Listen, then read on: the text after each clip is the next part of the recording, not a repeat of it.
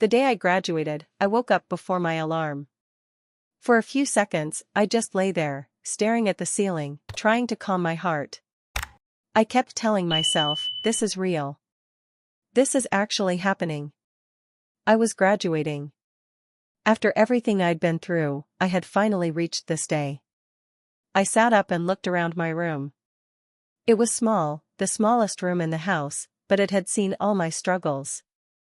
Late nights, quiet tears, pages of notes spread across the floor when I thought I wasn't smart enough to make it.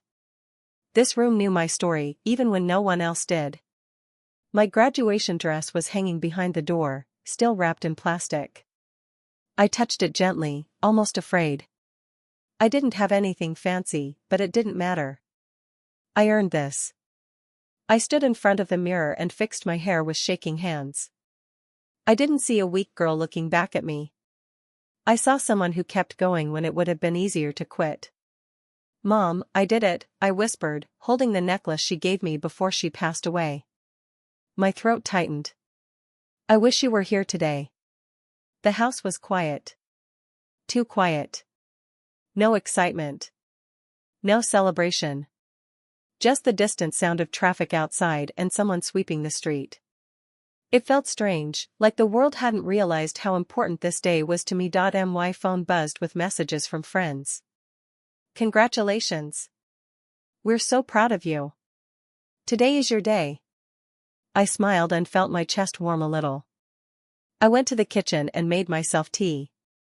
The kettle whistled loudly, breaking the silence. I imagined the celebration later, people coming over, smiling, maybe finally seeing me. Back in my room, my acceptance letter lay on the desk. I picked it up and read it again, even though I knew every word. It reminded me why I stayed strong when life kept testing me. For the first time in a long while, I allowed myself to believe something simple. That this day was mine. That my hard work mattered. That I was finally being chosen.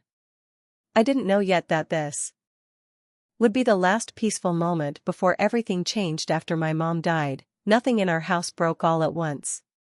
It changed slowly, quietly, like furniture being moved inch by inch until you suddenly don't recognize the room anymore. The first few months, it was just my dad and me. The house felt heavy, like it was mourning with us. My mother's scent still lingered in the hallway. Her dupatta hung behind the bedroom door. Every evening, I'd hear the azan from a nearby mosque mix with the city traffic outside, and I'd sit on my bed wondering how life was supposed to keep going when she wasn't here to see it. My dad stopped talking much. When he did, it was short sentences. Practical ones. "Eat your food. Don't be late." We were surviving, not living. Then Susan came. At first, she was polite. Careful.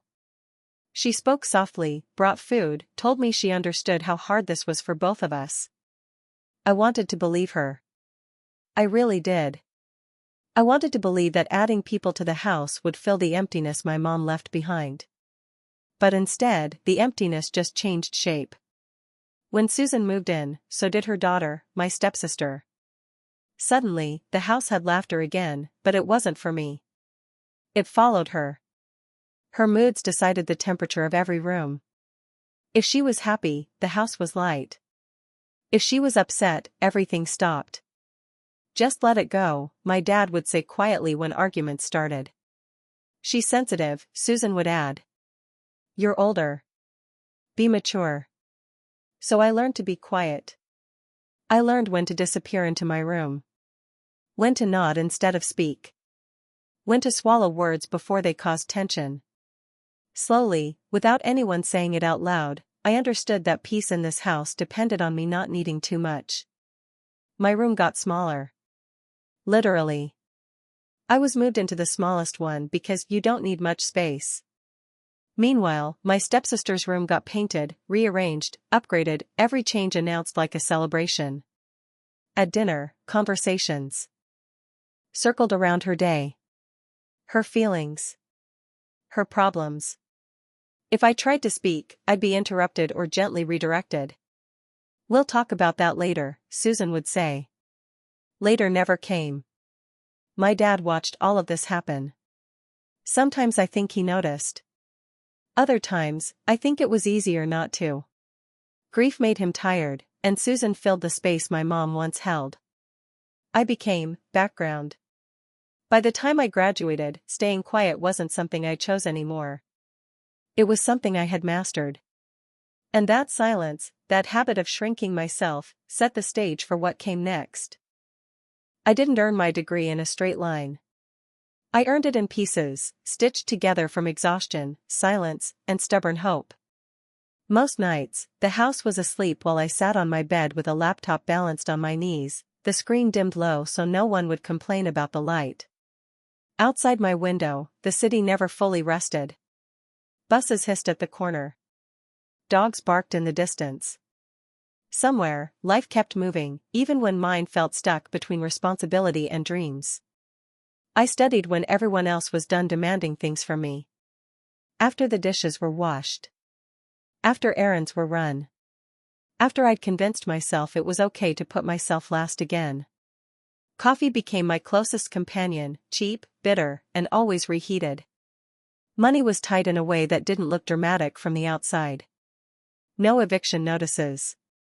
No empty fridge. Just constant calculating. I learned how to stretch a paycheck, how to buy secondhand textbooks, how to pretend I wasn't hungry when dinner ran out early. I told myself this was normal. That sacrifice was just part of growing up. Sometimes I talked to myself under my breath while studying. Just get through this chapter. Just one more exam. Don't quit now.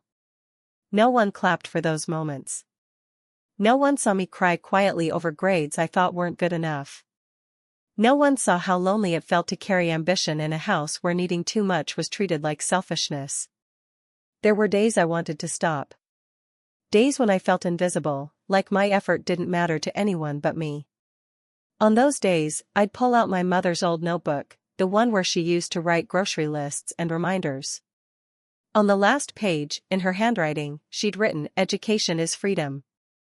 I held on to that sentence like a lifeline. Graduation wasn't just a ceremony for me.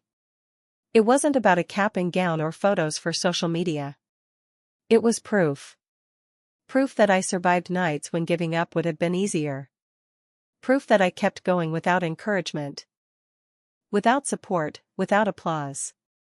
When I finally held my degree in my hands, I didn't feel loud happiness. I felt something quieter and deeper. Relief. Pride. And a fragile hope that maybe, just maybe, this achievement would finally be seen. I didn't know yet that even this moment, the one thing that belonged completely to me, was about to be taken away. And that realization would come faster than I was ready for. My dad didn't raise his voice when he told me. That's the part that still hurts the most. He asked me to sit with him at the dining table, the same one where my mother used to serve dinner, the wood worn smooth from years of family meals. The afternoon light slanted through the window, dust floating in the air. Everything looked normal. Too normal. He folded his hands like he was about to discuss bills or the weather. "I need to talk to you about tomorrow," he said calmly. My heart jumped. Tomorrow was my graduation celebration. The one thing I'd been quietly holding on to. I nodded, already smiling a little. "What about it?" I asked. He didn't look at me right away. His eyes fixed on the table. "We're going to have to cancel it." The words didn't land all at once. They hovered, unfinished, waiting for explanation. "Cancel?" I repeated, confused. "Dad, everything's already planned. People are coming." He sighed, rubbing his forehead. "I know. But your stepsister, she's not in a good place right now." I felt my chest tighten. "What do you mean?" "She feels uncomfortable," he said gently. "Left out. This celebration is bringing up feelings for her, and I don't want her to feel bad in her own home." For a moment, I honestly thought he was joking. I waited for a smile. A pause. Anything. Nothing came. "So, my graduation party is cancelled because she feels uncomfortable?" My voice sounded strange to my own ears. He finally looked at me then. His expression was calm. Reasonable. Almost kind. I need you to understand, he said. You're older. You're stronger. She's sensitive. This is just a party. We can celebrate you later. Later. That word again. I stared at him, my hands gripping the edge of the table. My heart was pounding, but my face stayed still. Years of practice had taught me that reacting only made things worse. Dad, I said slowly, this isn't just a party. This is my graduation. I worked for this. I waited for this. He nodded, like he heard me, but didn't really listen. And I'm proud of you, he said quickly. You know that. But family comes first. Right now, she needs peace. I wanted to scream. I wanted to ask why I never needed peace. Why understanding was always my job. Why being strong always meant being overlooked. Instead, I swallowed. Okay, I said quietly. Relief washed over his face. Thank you for understanding, he said, already standing up. I knew I could count on you. As he walked away, the house felt suddenly smaller. The walls closer. The air heavier. That conversation didn't just cancel a celebration. It broke something in me. And once it broke, I couldn't unsee the truth anymore. I sat on the edge of my bed, my graduation gown still neatly folded on the chair beside me, untouched. The room was quiet, except for the faint hum of the refrigerator from the kitchen below. Outside, the evening sky was painted in soft oranges and purples, but even the sunset couldn't soften the weight in my chest. It wasn't the party itself that hurt. Not really. I'd been to celebrations before, ones I didn't enjoy, ones I sat through politely while everyone else laughed. No, this was different. This was about being invisible at the one moment I was supposed to shine. I ran my fingers over the acceptance letter tucked in my wallet. Howard University, full scholarship, pre-med track. 6 years of my life, early mornings, late nights, juggling 2 jobs while finishing online courses, had led to this point. And yet, in the eyes of the people who were supposed to be proudest, it didn't matter. Not enough to keep a promise.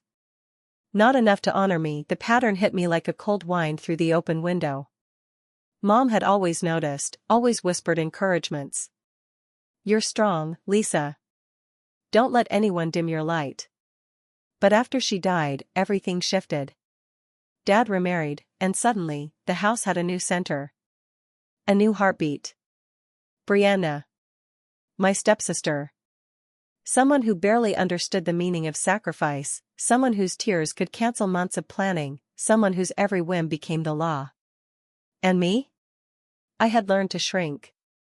To stay quiet. To let the world pass over me. I'd been chosen last so many times I didn't even flinch anymore, until now. I hugged my knees to my chest and whispered into the emptiness, it's not about the party. It's about them choosing her over me, again. The truth settled in, heavy but clear. This wasn't a mistake. This wasn't just a bad day or a lapse in judgment. This was the same story playing out over and over, the invisible weight of being the responsible, understanding one while everyone else's comfort came first. I exhaled slowly, letting the clarity wash over me. The hurt still stung, but underneath it, a seed of something else took root, understanding, yes, but also resolve. I had spent too long bending, too long giving, too long accepting the unfair. And for the first time in a long time, I realized, maybe it was time to stop being last. Tomorrow, I decided, I would no longer be invisible. Not for Brianna. Not for Dad. Not for anyone. For me. That quiet realization was more powerful than any applause or celebration could ever be. It was mine. And I was ready to claim it. The house was silent when I slipped out of my bedroom, my hands clutching the small backpack I'd packed earlier. The moonlight spilled across the polished hardwood floors, reflecting off the pictures on the walls, pictures of a life that felt borrowed from someone who had once been my world. I paused for a moment, staring at Mom's photo on the hallway shelf. Her warm smile seemed to ask a question I didn't have the words for. Why had I stayed silent for so long? I moved quietly, like a shadow, gathering the few belongings that were truly mine.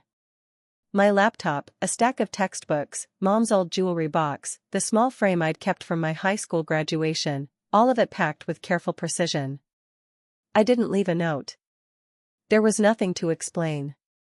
There was no point. Words couldn't capture the years of quiet endurance, of late nights working 2 jobs to pay for a home that wasn't mine to claim, of endless meals skipped while others feasted downstairs. The faint hum of the refrigerator mingled with the soft ticking of the kitchen clock. Brianna's laughter echoed from her bedroom, loud and carefree, completely unaware. My chest tightened, not with anger, but with a strange, liberating calm. I realized that leaving didn't require a scene, didn't require confrontation. I didn't need anyone to validate my choice. I had already validated it myself. I ran my fingers over the doorknob one last time. The house smelled faintly of lavender and vanilla, a scent Susan insisted on spraying every morning. I closed my eyes and inhaled, memorizing it, not for nostalgia, but so I could carry the memory out with me, leaving the resentment behind. Outside, the night was crisp. The city lights shimmered like distant stars, reflecting in the puddles left from an afternoon rain. I carried my boxes to the small U-Haul I'd rented earlier, the engine humming softly as I loaded each item with care. This was no dramatic escape, it was a reclamation of my life. Every box I packed, every step I took, was a statement. I belonged to no one but myself now. I paused before closing the truck doors, looking back at the house bathed in shadow. No one stirred. No one noticed. And that was perfect. This quiet goodbye was mine alone, no accusations, no apologies, no lingering questions. Just a firm, unwavering choice. As I climbed into the driver's seat, I felt a weight lift from my shoulders. The street stretched before me, empty and waiting, filled with possibilities I had never allowed myself to imagine. For the first time in years, the silence around me wasn't suffocating, it was freeing. I started the engine and drove forward, leaving behind more than just a house. I left behind the life that had tried to define me, stepping into the life I was finally choosing for myself. The first call came the morning after I moved in. My phone buzzed insistently on the kitchen counter of my new studio apartment, the soft sunlight spilling through the blinds highlighting the neat stacks of unpacked books and boxes. I glanced at the screen, Dad's name flashing. My thumb hovered over the green button for a moment, curiosity mingling with a faint amusement. I answered. "Lisa, it's your dad," his voice trembled, thin and unsure.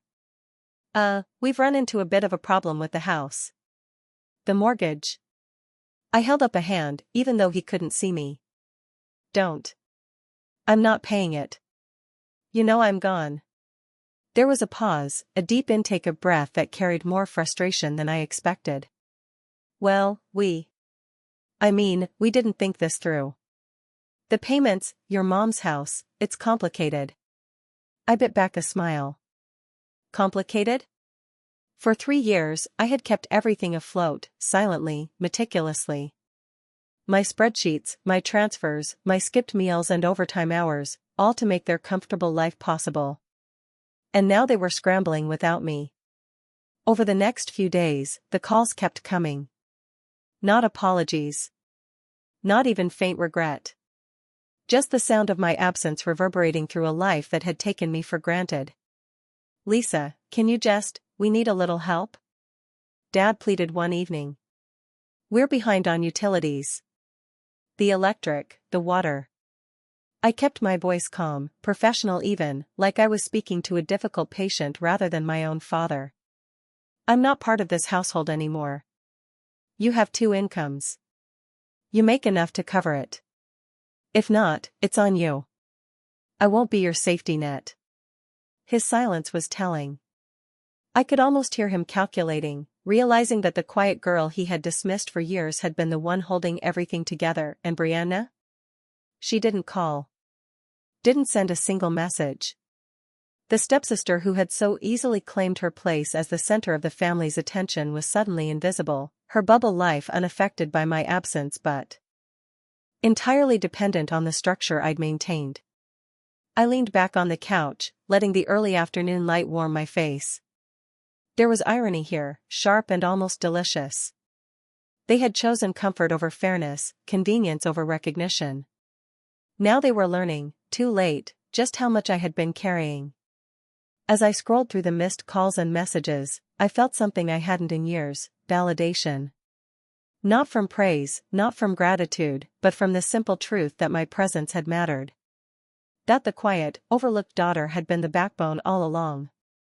And for the first time, I let myself imagine a life where my efforts were my own, where my value wasn't taken for granted. The phone buzzed again. I ignored it, sipping my coffee. The house back in Atlanta would survive or it wouldn't, but I had finally stopped being the one keeping it alive. And this time I was alive instead. My phone buzzed late that evening, the glow of the screen cutting through the dim light of my apartment. The name flashing made my chest tighten for a moment: Dad. I stared at it, thumb hovering over the answer button, wondering what new story he'd concocted this time. Finally, I pressed it. Lisa, it's me. His voice was softer than I'd heard in years, almost tentative, like a man unsure if he had the right to speak at all. I just wanted to check on you. Make sure you're okay. I let the silence stretch, listening to the familiar tremor in his tone. I'm fine, I said calmly, the words carrying no guilt, no apology, just a simple statement of fact. I've been busy settling in, starting my new job. Everything's going well. There was a pause, the kind that carried years of unspoken expectations and mismanaged emotions. I know we've had our differences, he said finally, voice low, almost breaking. I didn't mean for things to get so strained. I miss you, Lisa.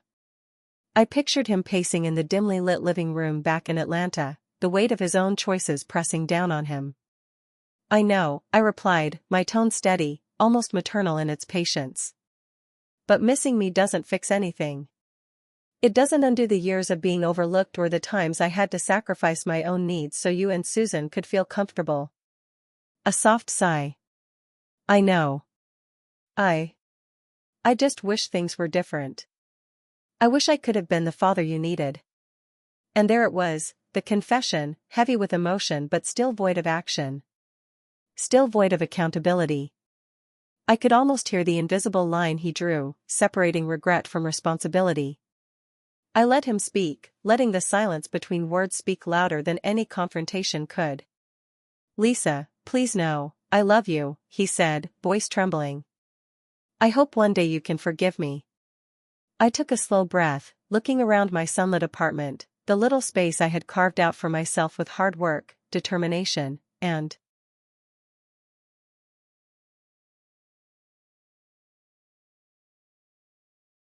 independence. I don't need forgiveness, Dad. I don't need validation from you. I'm living my life. I'm happy. I built something I can be proud of, without you. There was another pause, longer this time, and I could hear the resignation in his exhale. No words followed. He hung up first, leaving me with the soft hum of my apartment, the city outside buzzing quietly through the window. I leaned back on my couch, letting the feeling of release wash over me. I didn't need him to change, didn't need him to apologize, didn't need him to step into the role he abandoned years ago. I had myself, and that was enough. The call had changed nothing, and yet somehow, it had changed everything inside me. I set the phone down, a small smile forming. For the first time in years, my peace didn't hinge on anyone else. It belonged entirely to me. The morning sunlight streamed through the tall windows of my little studio apartment in Virginia Highland, painting golden streaks across the hardwood floors. I wrapped my hands around a warm mug of coffee, the aroma filling the quiet space. For the first time in years, the silence felt like a friend, not a weight pressing down on me. I smiled softly, tracing the rim of the mug, thinking about how far I'd come. I looked around at the little space I'd carved out for myself, my neatly stacked medical textbooks on the shelf, my framed diploma finally hung above my desk, the small but comfortable couch that had borne witness to so many late-night reflections and plans. This was mine. Every corner, every object, every inch of space was earned through hard work, determination, and the courage to leave behind everything that had stifled me. A soft chime from my phone pulled me from my thoughts. A text from Eric, "Dinner tonight?" My treat. You picked dessert. I laughed quietly, shaking my head. Fair is fair, I whispered, thinking how fitting it felt to finally live life on my own terms. I stepped onto the small balcony, the crisp December air brushing against my cheeks. The city below was alive, street lights flickering, cars humming past, the distant laughter of people carrying on with their lives. I breathed it in deeply, feeling a sense of peace settle in my chest. No guilt. No obligation. Just freedom. I thought about my real graduation, the one my father and stepmother could never give me. The day I walked away from a house that treated me like a source of income rather than a daughter. The day I stopped allowing their choices and selfishness to dictate my worth. That day, I realized, was my actual commencement.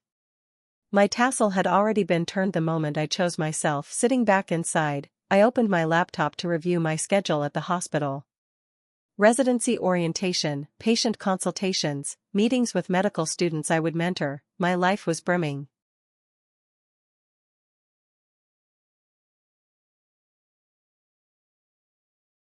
With purpose.